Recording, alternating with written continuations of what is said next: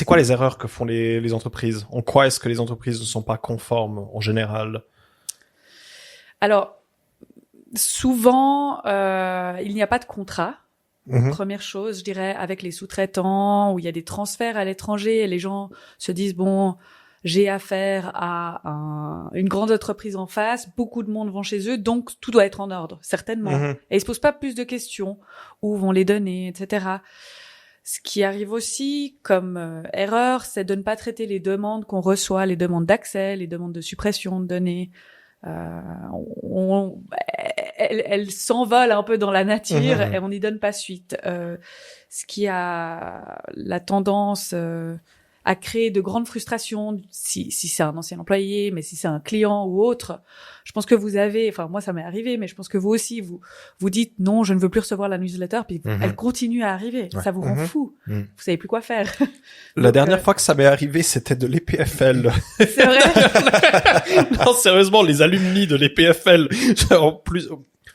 Pardon, si vous nous écoutez, je travaille aussi dans une start-up, je sais comme c'est plus ce qui se passe, c'est pas grave.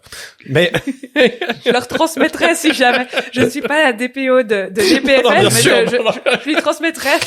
Mais pourquoi t'en veux plus de cette newsletter? T'as des mauvais souvenirs? Non, mais c'est juste que tu vois le nombre d'emails que tu reçois, c'est juste j'ai pas le contenu d'un newsletter doit être très bien. Bon, il l'a jamais lu, foutez-lui la paix, quoi. Voilà. Pardon pour cet aparté, ce podcast n'est pas là pour oui, c'est vrai qu'on prend jamais de tangente ici, c'est pas notre style. Non, aucune, jamais. Donc ça c'est pour fermer la parenthèse EPFL, les pauvres sont même pas là pour se défendre. Ça c'est une des erreurs, une des autres erreurs, c'est de se dire mais de toute façon à quoi bon, je vois pas pourquoi je pourrais être visé par une cyberattaque. Souvent on se dit mais pourquoi les hackers s'intéresseraient à moi?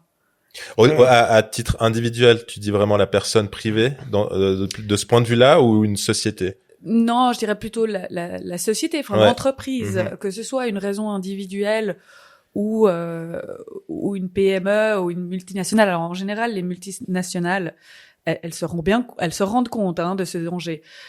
Si vous êtes un hôpital, évidemment vous vous rendez compte que vous avez quand même des données extrêmement sensibles et que si vous n'avez plus accès au dossier des patients, même pendant 1 heure, les dommages sont considérables.